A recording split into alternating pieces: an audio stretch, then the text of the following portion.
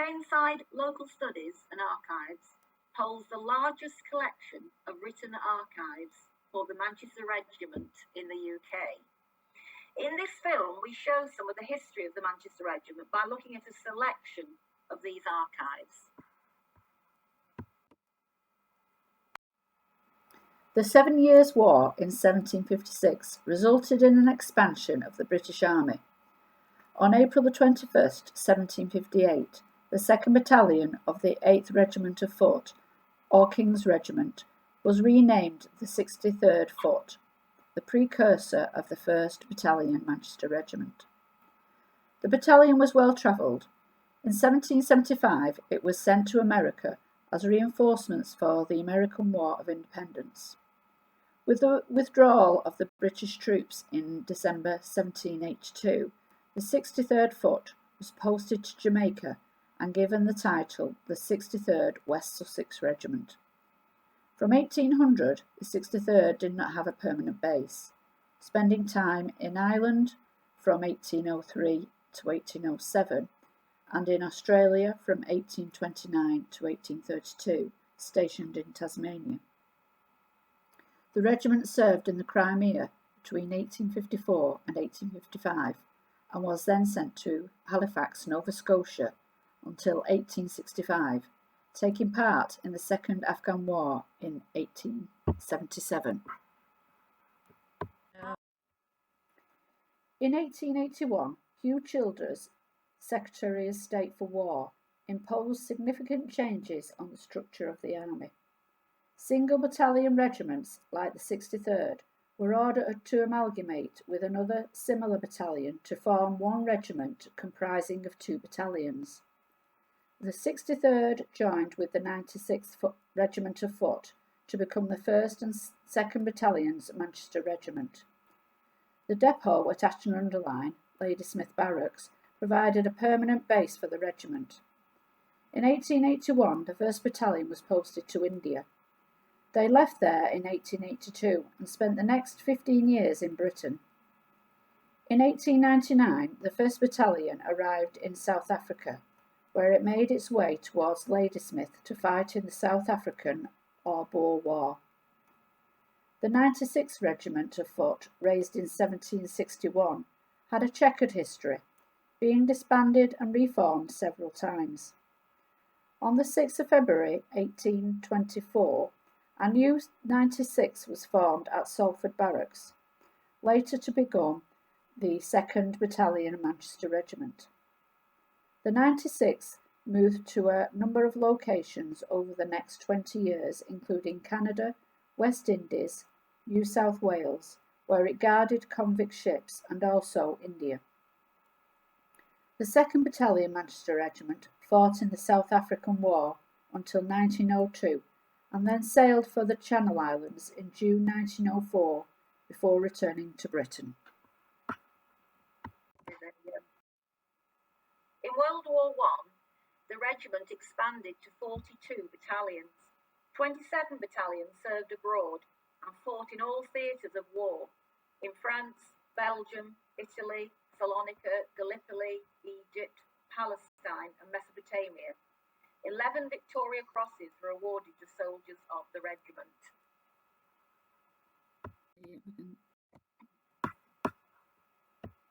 1919 and 1938, both the 1st and 2nd Battalions were involved in the war against terrorism in Iraq, Palestine, Ireland and Berber. In 1922, the 1st Manchester Regiment left the Channel Islands to join the British Army of the Rhine, returning to Britain in 1927. After being posted to Egypt in 1936, the battalion was converted to a Vickers machine gun battalion and was rushed to Palestine to deal with an Arab rebellion known as the Great Revolt. In 1938, the battalion moved to Singapore. In 1920, the 2nd Manchester Regiment arrived in Mesopotamia as part of the garrison there.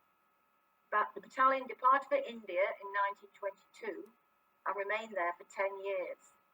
By the beginning of World War II, the battalion had returned to Britain. During World War II, there were a lot of changes with the structure of the Manchester Regiment. The territorial force had been reformed in the early 1920s to become the Territorial Army, and the battalions of the Manchester Regiment were also reformed, belonging to one of three infantry brigades: 127th Manchester, 126th East Lancashire, and the 42nd East Lancashire.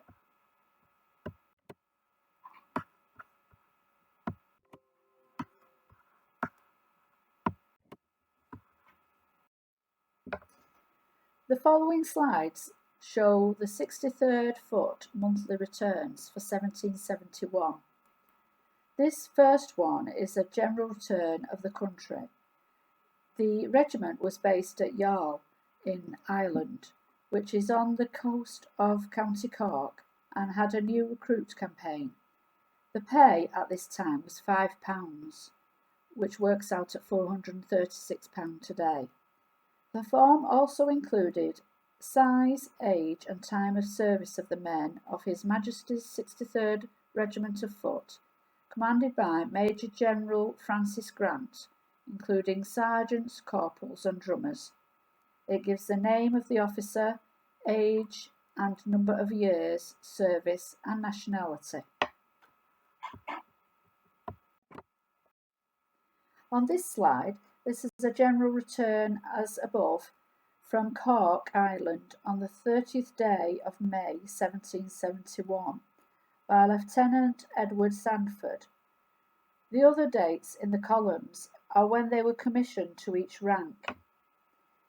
There is a list of officers, some of which are Colonel Francis Grant. He was Scottish, aged 53. Lieutenant Colonel James Patterson. He was English, aged 38 years and served for 25 years. That means that he joined up aged 13.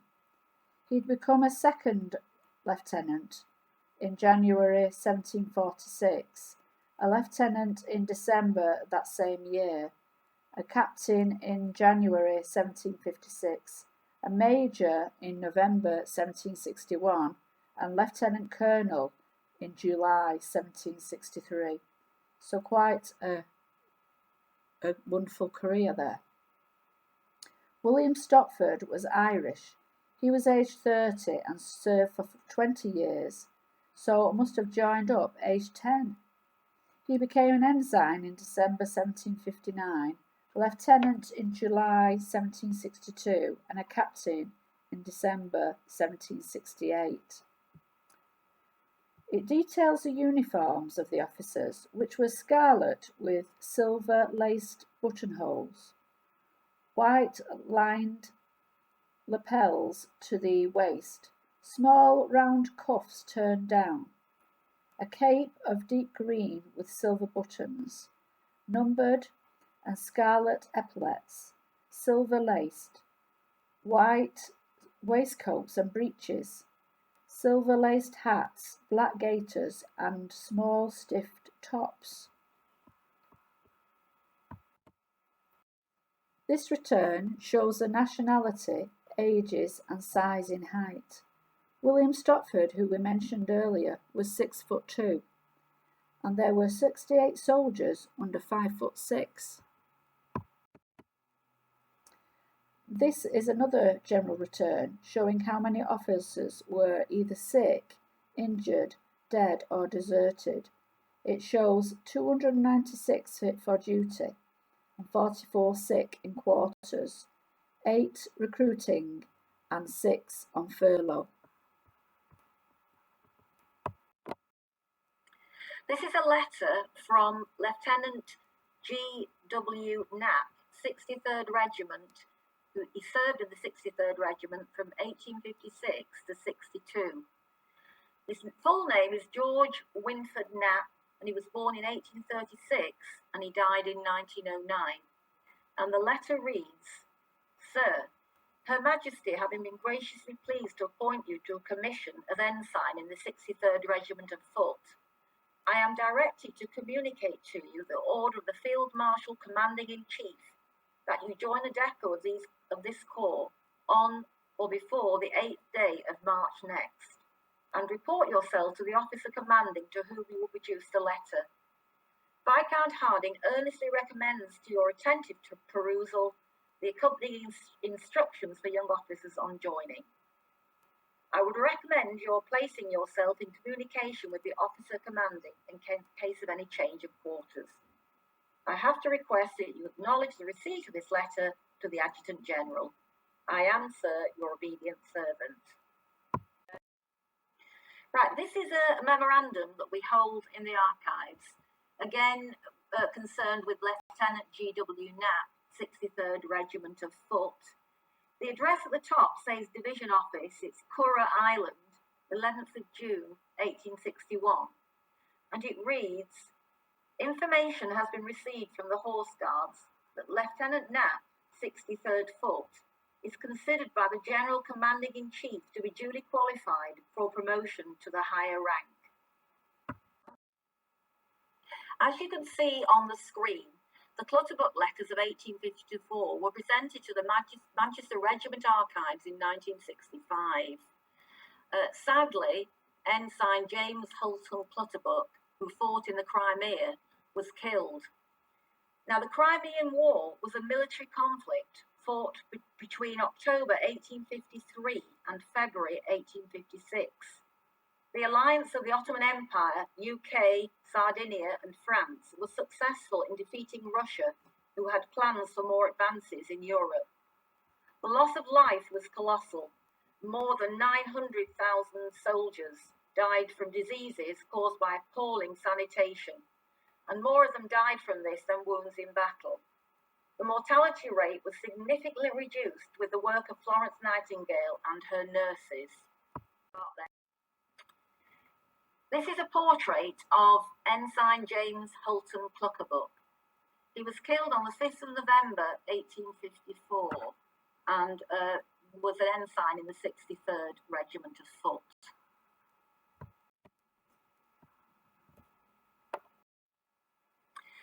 This is an extract from a letter written by James Hulton Clutterbuck.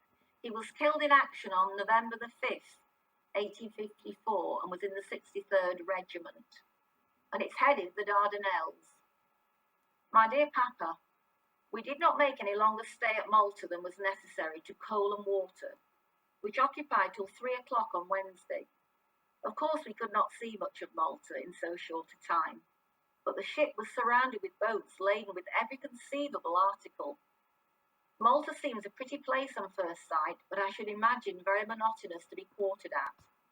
The cholera is raging there, and the English regiments have lost a good many men. We took in tow a transport for the troops, laden with corn and flour and provisions of every kind, and it will very materially retard our progress. We heard at Malta that we were to go on to Odessa, which was about to be attacked by the Allied forces, but we know nothing certain as yet. I have been rather unwell lately, as have a good many of us from eating too much fruit at Malta, but I intend in future to be more careful. They expect the Himalaya at Malta every day with the Scotch Greys. This is an extract from another letter written by James at the camp before Sebastopol, October the 21st, 1854.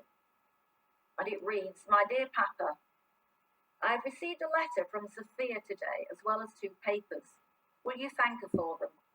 You will know by this time all the details of the heights of Alma. I was surprised to see in so well-informed a paper as the Times such a detailed account of the taking of Sebastopol. I'm sure I wish I could tell you the same. Our batteries are working away at them all day, but the Russians are very strong indeed, and the number of guns they can bring upon us are more than we have. There is, I believe now, no doubt that it will be taken by storm, and in that case it will of course be a very bloody affair. Before we began our siege operations, people said that it would be a thing of a day or two, but it will be a difficult business, and consequently a brilliant one. This is another extract, written on a page torn out of a notebook, and it's headed The Crimea, September the 21st, and it reads, My dear Papa, I just write a few lines to tell you there has been an engagement between the Russians and the Allies, and we have won the battle. It was an enormously strong place and was expected to have resisted us for 3 weeks. However, the 1st and 2nd Divisions took it in 2 hours, with a great loss. We suppose we have lost 1,500 men killed and wounded. We did not come up till the end of the fight, having made a forced march of 17 miles, and I was dreadfully knocked up. The battlefield is a most dreadful sight. All the men have been killed by shot. They could not stand the English charge. The Russians are fine men, and there were a good many of the Imperial Guard killed. 23rd lost a colonel, major, adjutant, 2 senior ensigns and 6 wounded, as well as 360 men. The 95th suffered awfully as well as the 19th, 30th, 88th. I will write again more fully if all goes well, and give my best love to all at home. God bless you and them all. Believe me ever, your most affectionate son, J. Holton Clutterbuck. This is a letter written to James's father, and it's headed Heights above Sebastopol, 6th of November, 1854, and it's written by James's commanding officer informing Mr. Clutterbuck of his death. And it reads, "It is with unfeigned sorrow that I have to announce to you the death of your poor son, which melancholy event occurred yesterday in battle about 2 miles from this. He was carrying the colours at the time and fell almost at the same instant with our colonel. He was shot through the neck, and I was informed by a sergeant who was with him at the time that he died almost immediately and suffered very little. Though your son had been but a short time with the regiment, he was much liked, and is now universally regretted by us all. Our regiment has suffered severely, 3 officers killed and 7 wounded. I am amongst the latter, and write this sad letter to you from a sick bed." The following photographs are from an album of the 1st, 2nd and 4th Battalion from the UK, Germany, South Africa and India from 1890 to 1902. This first photograph shows the 2nd Battalion in Bombay, India in 1891, where some serious battles took place. This is a lovely photograph of officers and their ladies in Ireland in 1892. This will be the 1st Battalion. The 2 companies were stationed at Fort Camden in Kinsale. They didn't leave here until 1894 when they returned home. This is Kinsale Harbour in Ireland, where the battalion was based. This is another photograph of the 1st Battalion in Ireland in 1893. These are great photographs because they show the names of the people in the image as well. So if you've got an ancestor who served with the battalion, this will be very useful. The Second Boer War, 11th of October 1899 to the 31st of May 1902, also known as the Anglo-Boer War or South African War, was fought between the British Empire and 2 independent Boer states, the South African Republic and the Orange Free State, over the Empire's influence in South Africa. This is an original letter held in the archives from Captain Tilland, Bardfontein, to Colonel Hardcastle, 1st Battalion, Manchester Regiment, and it's dated the 20th of January, 1901. It reads, "Dear Hardcastle, I suppose someone has written to tell you what a ripping time we have had lately. We never sleep at night and we work most of the day, so between the 2 we get a very restful time. One of the locals came and called on us on the 8th. They fired 25 rounds of shrapnel off the ridge of the mountains at a range of over 7,000 yards. The bag was nil, though I expect they thought they'd butchered the whole garrison. So after that we dug a good deal. I'm on detachment now with Hudson Charles Stewart and Gunner Loseley. We have a pretty cheery time, except when the General gets the jumps worse than usual. Thanks to the blessings of communication by telegraph, we get about 3 messages a night, all of which tell us that we're going to be attacked in 5 minutes or so. But we are gradually getting used to it and should be alarmed if we did not get the usual warning. This last week we've been honoured by the periodical presence of a Boer peace delegate who has been released by Lord K of K, i.e. Lord Kitchener, with the special purpose of visiting all the commanders about here and telling them what a ripping good time you have in a government lager. And also, I suppose, what silly jugginses they are to keep out on the warpath. Today he's gone off to interview Jean de Beers, who is a neighbour of ours, rather standoffish at present. Perhaps the fact of our living in his farm may have something to do with it. The season in native society here is just beginning. 3 or 4 high-born dames called here yesterday to complain of their cattle being lifted. One of them was a fine old hag of 80 summers or so, who had a great objection to being photographed. However, after she recovered from a fit of the jumps or something of that sort, our guide persuaded her, and I got a picture something like this. Apparently the old lady was a witch doctress, and put on side accordingly. Hope that Newbegin is getting along all right. Awfully rough week on him getting so far and then not being able to rejoin. Yours sincerely, W.F. Tillard. This is one of our magazines taken from our collection of Boer War material held in the archives. There was a number of periodicals, magazines published at the time, and this was one called With the Flag to Pretoria, and it was a monthly publication. And as you can see, it says the great standard illustrated history of the war. This is a page taken from the publication, and as you can see, it's titled "The Generals Who Are Leading Our Troops at the War," and there's a collection of extremely good and clear photographs of the military leaders.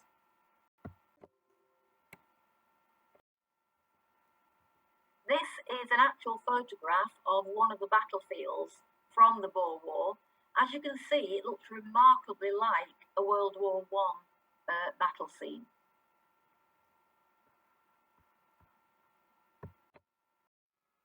In these publications, there are quite detailed accounts of the various battles that took place in the Boer War. This is an extract from one of them, entitled "Attack on Magersfontein by the British." A hasty meal was made of biscuit and bully beef. Silence was maintained and no one might raise his voice above a whisper. No fires were allowed, even pipes could not be lighted. Then the Major General instructed his battalion commanders as to what was to be done. The night march was to begin at 12:30. The brigade in quarter column, which meant that the 8 companies of each battalion were to be in 8 lines, one behind the other and 6 paces apart. Ropes were to be used to enable the troops to keep their order. They were given no food before they started and had nothing with them but their emergency ration. Soaked through, chilled to the bone, sleepless, breakfastless, and weary, the soldiers continued their advance. At each minute, the night seemed to the men's anxious eyes to grow blacker. On the extreme right could now be seen the flashing of a light. Its meaning no one understood, but this much was certain, that it was not shown by a Britisher. It caused a feeling of apprehension as it revealed that someone amongst the enemy was aware of the march and was following it. On the British left, far ahead in the enemy's position, showed an answering light. The men did not know that at 2 o'clock that morning the enemy had manned the trenches and was now only awaiting their approach to begin the slaughter. The bright light ahead on the left went out, and at that instant a single rifle shot was fired. This was a signal for a deadly volley from the Boers. To the amazement of the British, the ground just in front of them seemed to burst into a sheet of flame, not 100 yards away. From the magazine rifles of the Boers poured a continuous stream of lead upon the struggling, confused mass of British soldiers. The disorder was terrible. In the darkness, the men could not discern their officers or sergeants, and knew not whom to obey or how and where to rally. It was seen that someone had blundered. We were fairly at their mercy. We were in the wrong position and had to retire. It was not fighting, it was simply suicide. Men were hung on the wires like crows and were riddled with bullets. We formed up again and advanced to about 200 yards from the hill and lay down and kept firing. In all of that famous and gallant regiment, about 1/4 fell at the first deadly volley from the Boers. The wounded soldiers lying close to the Boer trenches were able to see a good deal of the enemy's movements. One of the Boers, a German in appearance, attracted great attention. Faultlessly dressed with patent leather boots and a cigar in his mouth, he was seen walking amongst the anthills, alternately using field glasses and rifle and picking off the British officers. Here again, as the sun rose higher and higher and the heat grew intense, the men suffered agonies of thirst. The troops were dying for want of food and water. Yet the restraint of the stricken men was wonderful. Only one or two of the dying men cried for the doctor or begged to be killed. They accepted their lot with a sad and noble resignation. Many gallant efforts were made by the medical officer and others to succour the wounded.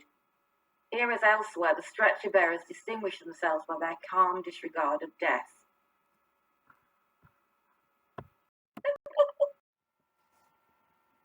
This is interesting because it shows the power of advertising as early as 1900.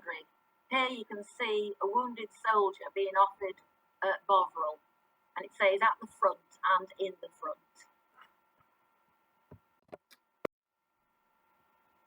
For war buffs, very detailed diagrams of guns that the British were using against the Boers.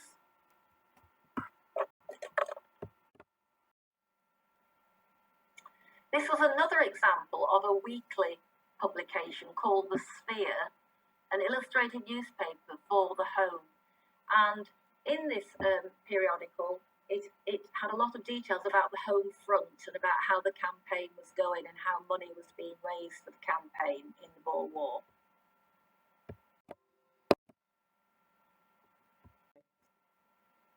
This is a photograph taken from the magazine, and it's entitled Miss Norman and Nursing Sisters on board the SS Trojan.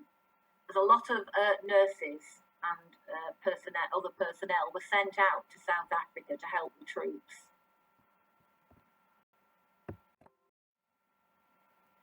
This is the Princess of Wales, or Princess of Pity, as she was rightly called. She was at the head of the Red Cross Society, and with private effort, she equipped hospitals and hospital ships. Other wealthy members of society, for example, Lady Randolph Churchill, also collected money for the Boer War effort. This is another publication from our collection entitled Patriotic Devotion, dedicated to the brave Manchesters, written by Reverend W. Augustus Parry, curate of St. John's Church, Hurst, Ashton. 120 copies were printed and distributed to raise money for the Soldiers' Orphan Fund. It's a book about the effects of the Boer War on those still at home. Parcels were given out to reservists on Tuesday, November the 28th, 1899. It was a lovely day, and together with the draft for the front, the whole of the 2nd Battalion of the Manchester Regiment paraded in Hume Barracks, Manchester, under the command of Lieutenant Colonel C.T. Ray. The Mayoress presented the South Africa draft with tam o' shanters and mufflers on behalf of Mrs. McCormack and Reverend Parry, and he had the honour of distributing pipes and tobacco.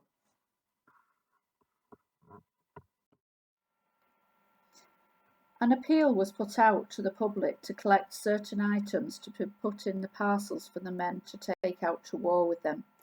The parcels contained socks, muffler, handkerchief, balaclava, writing material, pipe and tobacco. The parcels were distributed by children who the men were so grateful to receive from the St. Stephen's School, Audenshaw, and St. John's, Hurst, were a couple of the schools from this area involved in the project, and this image shows Reverend Parry with his niece holding one of the parcels. This is a picture from the magazine of soldiers at the convalescent home in Fairfield in Audenshaw. This one is a picture of St. John's Naval Brigade, Hurst, Ashton-under-Lyne. They held a parade through the town, which had been decorated with bunting and flags to welcome their heroes. The Hurst Village Reed Band led the procession that went on to Dukinfield. The naval brigade that had 2 guns being drawn by a body of young men dressed in soldier costumes can be seen here. These next selection of images are from the Manchester Jester. This is a publication that was published at Audenarde Training Barracks in Aldershot from March 1902 to February 1904. It has some beautiful drawings and very quirky anecdotes and military banter. This first image shows an island scene entitled Places the Regiment May Go to No. 1 Antigua. This is a funny little island many miles away where the merry-making Manchesters may go some day. This shows some novel adverts. Wanted. A young man in the prime of his life seeks position as a poodle faker. Many years' experience in London and West Africa. Applying in strict confidence to Blase Box 12973 at this office.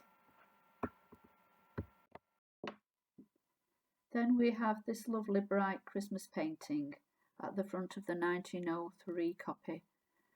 The pictures are drawn with pencil and then overpainted with watercolours. This image is a bit earlier than 1902. It's from the camp at Aldershot where this publication was created and shows some of the men in training there in 1897. So you can imagine these soldiers getting together after a rough day in the field and having a banter with one another and deciding what to put into the magazine and passing it on to their fellow comrades. This last anecdote towards the back of the book, the alphabet for the last joined. A is for Ainsworth, nowhere to be found. B is for Bobo, so smiling and round. C is for Chapman, with music hall song. D is our dear Dusty, doddle along. E is the engine for Fizzy Pop Sweet. F is our Frisbee and nailer on meat. F is the food which still leaves us lean, stands also for Hilda, no Fulda we mean. G is our Colonel, the first of them all. G likewise for Gobbold, who chases the ball. G for Old Gaunter, home to be wed. G is for Gilliband, captain, adjutant and Ed. H is for Hopkins, a yotter of note. H2 for Hardingham, on whom flappers dote. I, the infliction of Knobkerry pain, by J, James the Major, no need to explain. K is for King, with Cooper before. L is the last joined, on which this is for. M is for Murray, who feeds mules on bran. M for Minigue, a real decent man. As you can see from this image, the 2nd Volunteer Battalion held a military bazaar in aid of their funds to pay off the debt of their building and land for the parade ground. It took place at St James's Hall, Oxford Street, Manchester, from Tuesday the 12th of April till Saturday the 16th of 1904. It was a very elaborate programme. This is a plan of the stalls that were draped in battalion colours, which was red and yellow, organised by lots of committees. There were stall committees, entertainment committees and refreshment committees. It was a huge contingency organising this event. The women were also involved. It was opened by the Mayor, Mr. T. Shan. This next image shows some of the soldiers. You can see at the top with their uniforms and hats that they were wearing at the time. Remembering the description that I read earlier, the tunics would have been red with gold or silver braiding and black hats.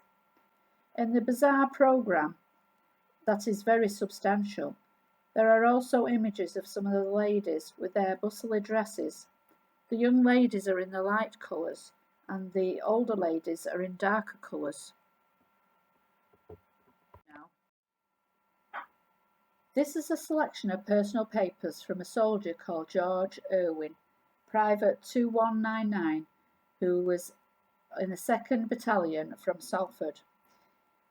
We have a few of these and they are very interesting, especially if you are related to someone. This one shows a small book that contains his vital statistics and next of kin details. A pawnbroker's ticket. He got 10 shillings for whatever it was he pawned. I guess it's been sold by now. There are a few letters to and from his family. It seems he had 2 sisters. There are 2 certificates, one from 1911 for arithmetic, writing from dictation, and writing a simple letter. He attained these while he was serving with 3rd Battalion. The 2nd certificate is from 1912, when he was attached to the 11th Battery Royal Field Artillery for a course in instruction transport duty, consisting of stable management, riding, harness instruction, wagon drill, and long-range driving. We have some trench maps of France and Belgium that belong to Lieutenant Pritchard, who was in the 20th Battalion that was part of the 7th Division. This is a trench map from Bouzelaire in Belgium. British Army trench maps show the names of farms, woods and villages that featured in the battalion diaries and histories. They show front line communication trenches, enemy positions, strong points and defences. The army needed to know the height of the land and the whereabouts of buildings, as well as rivers, which would help them plan attacks on the enemy. As the war progressed, the maps could be produced with even greater detail. Teams of Royal Engineers, observers and topographers assisted surveyors from the Ordnance Survey to produce them.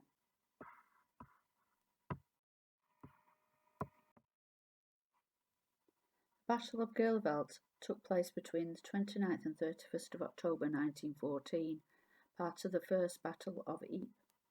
On the back here were details that were filled in of the whereabouts, where they were being held, who they'd been in touch with, where they were being shelled from, and in what they were in need of.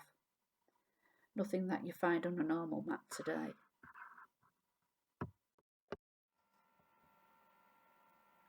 In 1920, a Victoria Cross was awarded posthumously to Captain George Stuart Henderson, DSO MC, 2nd Battalion Manchester Regiment, in Hilar, Mesopotamia, which is now Iraq.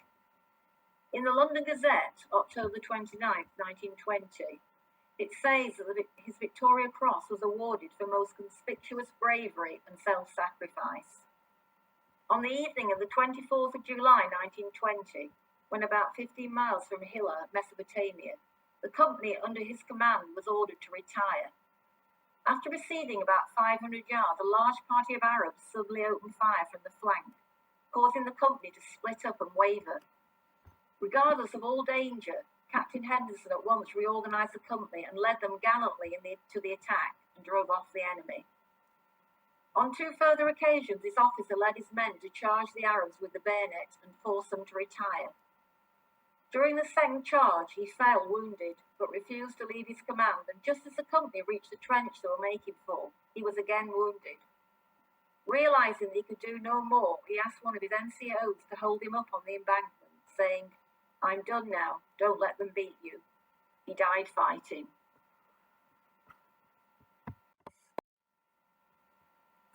This shows a picture of Captain George Stuart Henderson, BC, and it's held in our archives. Not everything held in our archives is about war and fighting. This is the 2nd Battalion, the Manchester Regiment, a rule book on sports and games.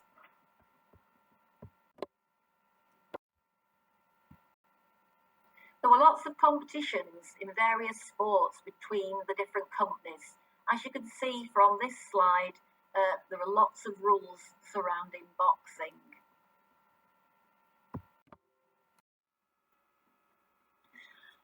There's a section in the book called Champion Company Competition, and it gives the rules for the annual competition that took place. All companies in the battalion were encouraged to take part, and obviously there was a champion of champions selected annually.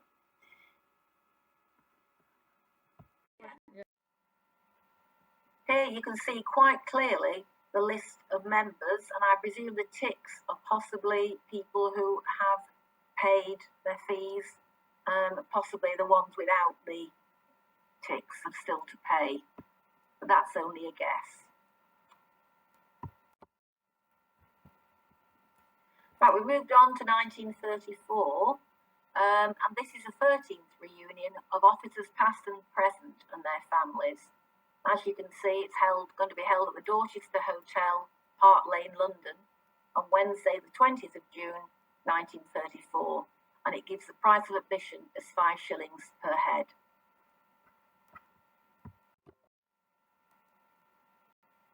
Right, this is a list of members with dates of joining the dinner club, and it goes right through from when it first started, 1875. This is just a sample page. So again, very interesting for family history purposes.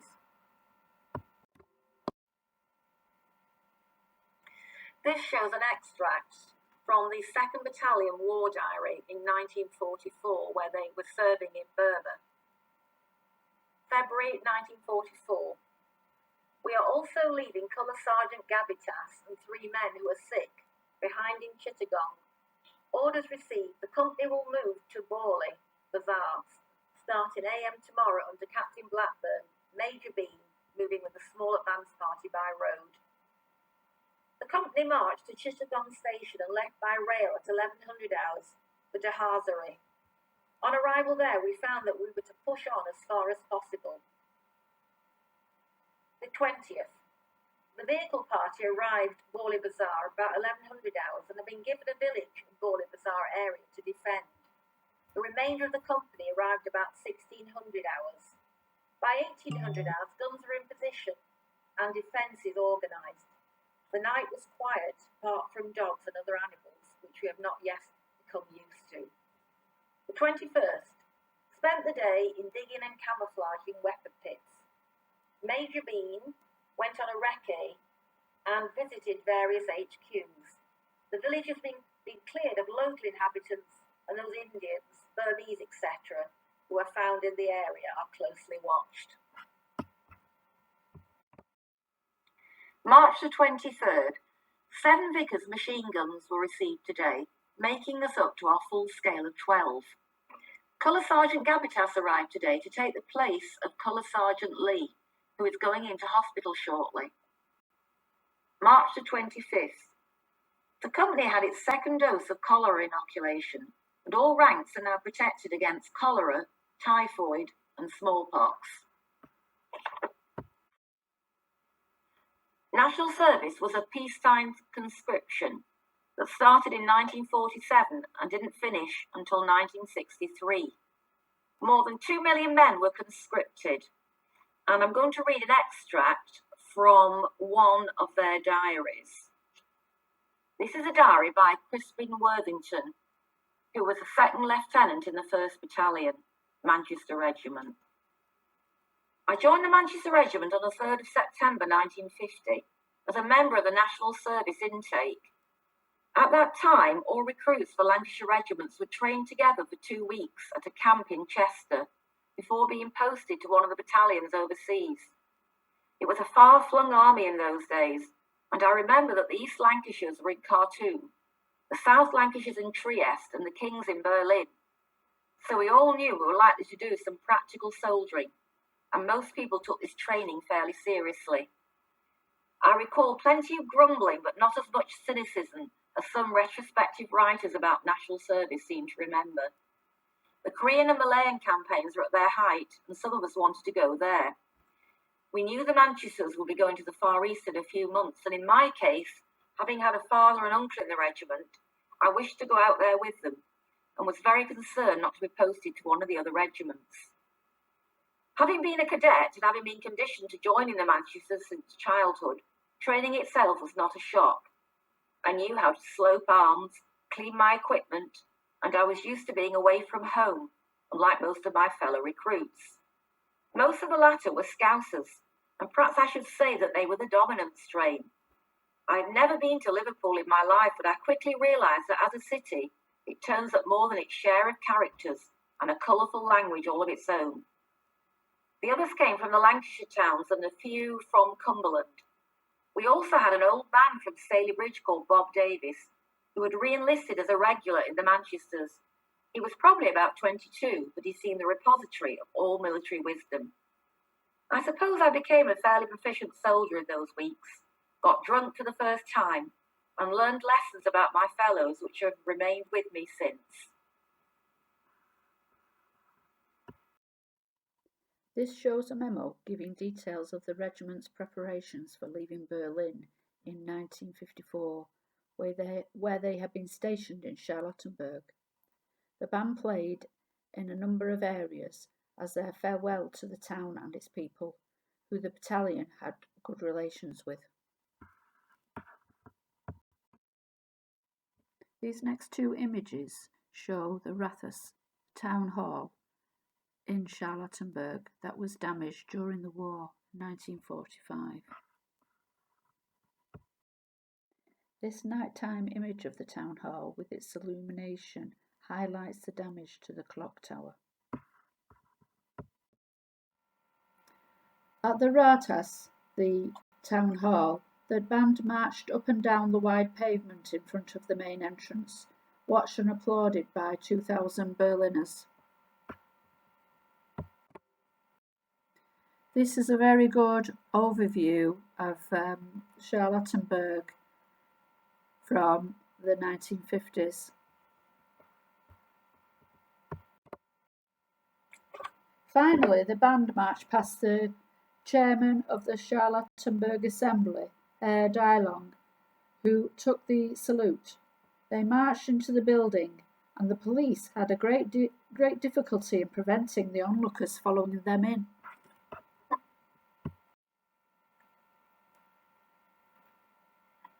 Moving on to 1951, this picture shows soldiers cooking in a rubber plantation in Malaya, 1st Battalion, Manchester Regiment.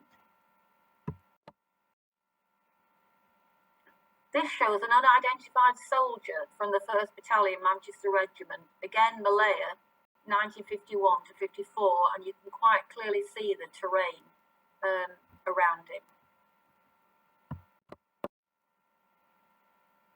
This is an album entitled Presentation of Colours, which we hold in the archives, and it's to the 1st Battalion, the Manchester Regiment, by Her Majesty Queen Elizabeth, Queen Mother, who visited the Harrington Barracks, Formby, on Friday, the 23rd of July, 1954. This is an order of ceremony from the day and is included in the album that we hold in the archives. The battalion marches on parade and forms into review order, and it goes through a series of steps until number 20, which says after luncheon Her Majesty leaves Harrington Barracks and drives to Royal Air Force Station, Woodvale. And there's a programme of music, March On of the Battalion, the Standard of St George, there's the Royal Salute, the National Anthem, then there's an inspection of the battalion by the Queen Mother, and then there's other various marches, finishing off with March Off of the battalions, green and gold. This photograph quite clearly shows the Queen Mother in the centre of the senior officers of the battalion.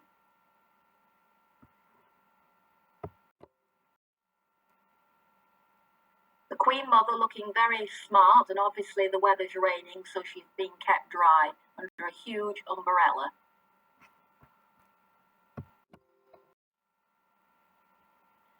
This picture shows the Queen Mother, who is Colonel-in-Chief of the regiment, being received at the start of her visit. Again, the Queen Mother is expecting the parade. They all look extremely smart. Obviously, the weather is still raining. Yeah, the Queen Mother again, inspecting the troops. She has on the most beautiful coat.